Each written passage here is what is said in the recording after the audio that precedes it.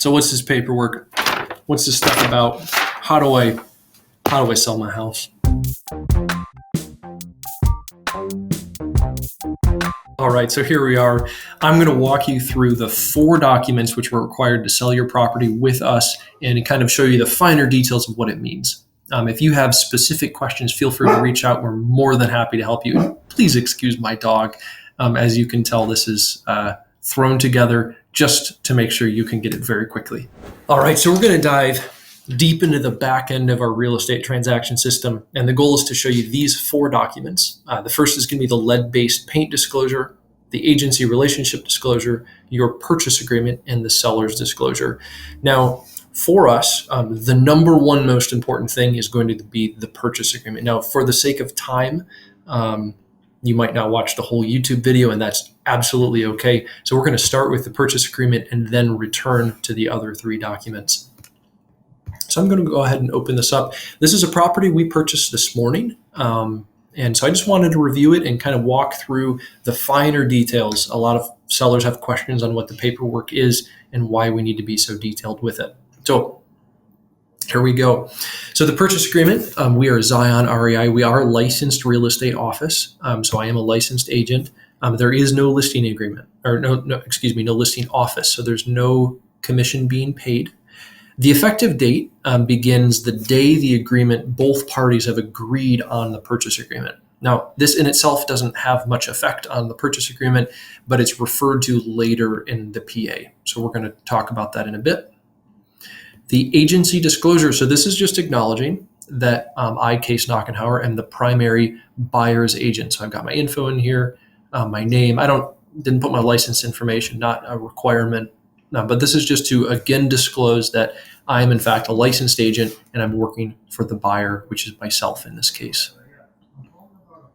All right, the seller's disclosure was received. It was completed February 5th, and we're aware of the condition. If you haven't had time to fill out the document yet, then we're going to go ahead and check the second option. Number 4, the lead-based paint addendum.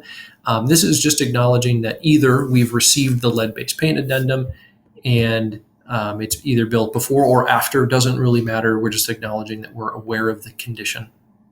All right, next is the property description. In this case, we're in the city of Ferrysburg, Ottawa County. We've got our written address, zip code. Because it's a long legal, we've just left it off, and we have our parcel number. The number of divisions available. So this is really for unplatted land. I put maximum and not available because in this case, it doesn't matter. We probably won't need the section with your purchase agreement because it's largely based for, think large tracts of land as opposed to a small subdivision purchase. So we're paying $162,000 for this property, $162,000. There are no seller's concessions. That means we're paying our own buyer's costs or closing costs. You're not going to be covering that for us. This is a cash purchase. If in fact we happen to use a mortgage, we'll fill out the second section. We both initial here. We've crossed off this section because it's the sort of lower second half of the terms, so it's unnecessary. The purchase is not contingent in this case, so we don't have to sell a property to buy one. Fixtures and improvements. In this case, we've asked the seller to keep the kitchen appliances and the washer, and we've requested that no personal possessions be left behind.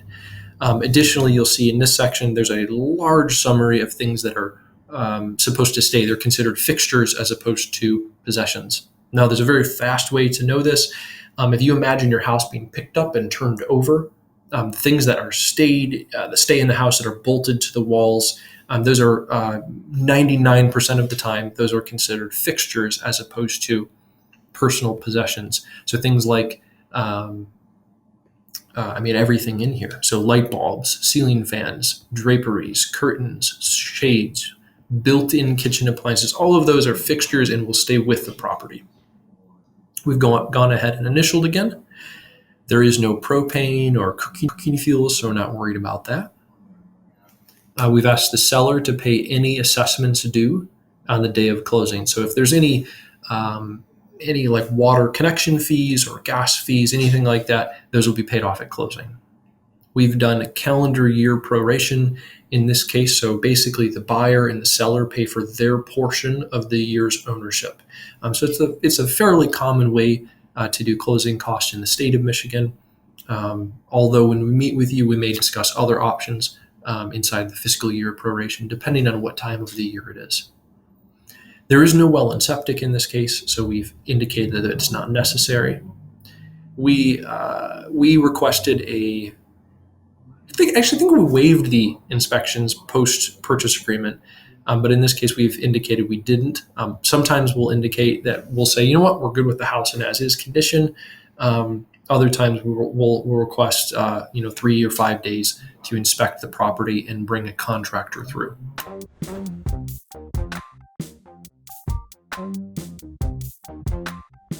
All right. In this case, we used we agreed to pay the municipal compliances required to register the property upon transfer of ownership.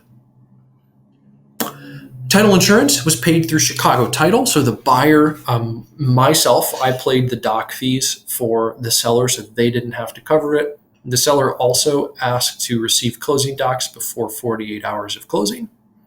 We didn't require a survey, so I went ahead and checked that off. There was no home protection plan that I requested, so we didn't have to pay for that.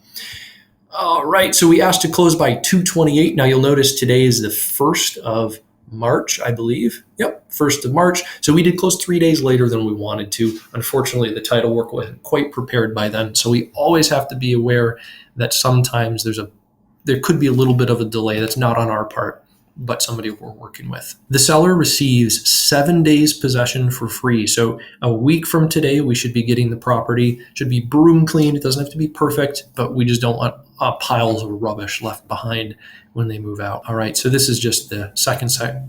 This is basically legal protection for us so that if we have to physically move you out with an attorney, that you guys will cover the expenses if necessary beyond that 7 days. All right, we did a $500 earnest money deposit, Chicago Title. This section is saying that I am not an attorney, and if you want to speak to one, you're more than able to do that. Section 25 is public information. So your friends and family will know what the property was sold for and the terms of the purchase. All right, so this was sort of an interesting one. We don't almost ever do this. However, we went ahead and did this for this particular seller because they had very interesting circumstances. And so we offered that the seller or buyer may cancel this agreement prior to closing without any damages or penalty to either party. Now, we would have offered him a bit more money had he not had to do this paragraph, because we do incur costs as we proceed with title work, with inspections and time as we proceed. So if you're able to waive the requirement to back out, we often can pay a little bit more than if you need to be flexible until the time of closing. And then I acknowledge that I'm a licensed buyer in the state of Michigan. All right, and that's it. I went ahead and signed, gave my information. The seller gave 2 counters. And so the first one, he asked that he may extend closing by an additional 2 weeks if necessary for a total of $800. And he asked that I cover any costs accrued by the title company on the seller's behalf. So I'm going to cover the seller's fees for sale and transfer, and he would net $162,000 minus any liens, taxes, or delinquencies. So the beauty of a cash purchase is that you can be really, really flexible with how the purchase goes. Anyway, that's that. Seller signed, we accepted, and we were able to completely close on the property in 2 weeks and 3 days. So very, very happy we were able to proceed with that. All right, I'm gonna go ahead and move on to the next section. So we'll close out of here and move on. So the very next section that you'll be responsible for completing is the seller's disclosure. Now, this is a form I'm not really too worried about, but the more information you can put on here, the more legal protection you have from somebody we're not going to sue you, but somebody in the future that could sue you on the ownership of the home. So this protects you from legal ramifications as long as you disclose the proper working condition of the home. So go ahead and check it works, it doesn't work, you're not sure, or you don't have it. And the beauty is you can also mark this form up and change it if it becomes necessary. So very simple, it doesn't have to be perfect. Agency relationship disclosure. This is a form that I fill out with you, and it's just acknowledging that I'm acting as a buyer's agent in this transaction because I'm purchasing the property, so therefore I'm working for myself. So we're just acknowledging this for state legal requirements. And finally, the lead-based paint disclosure. This property was built after 1978, so we didn't have to complete it, but we've grabbed an initial indicating that's the case. If it's prior to 1978, there's probably lead in the home, so we'll go ahead and initial here, and then sign right here. And we're just going to indicate that you have no direct knowledge of lead-based paint in the home and probably no reports pertaining to the lead-based paint home. So we'll go ahead and pre-check these for you, and then you can drop your initials on here. Down here, I will complete the section, and that allows us to fully complete the requirements of paperwork. All right. So as you can see, paperwork in real estate is really, really important. And you'll probably notice the finer details is something I'm not worried about, because we're using boiler template paperwork that our local MLS has provided us, something that all of the attorneys are going to be familiar with, and agents. So if you'd like to have an agent review the paperwork, an attorney review the paperwork, if you have any questions at all, you're more than welcome to reach out to us. The goal is to make this simple. And the only reason the length is so significant is because we want to be very clear that you know what you're getting into, that you know you're selling your property, and that your expectations are met when you go ahead and close on that home. So I hope you have a great day. If you're looking for a cash offer, please feel free to reach out to us. We'd love to chat and see if we can help you out.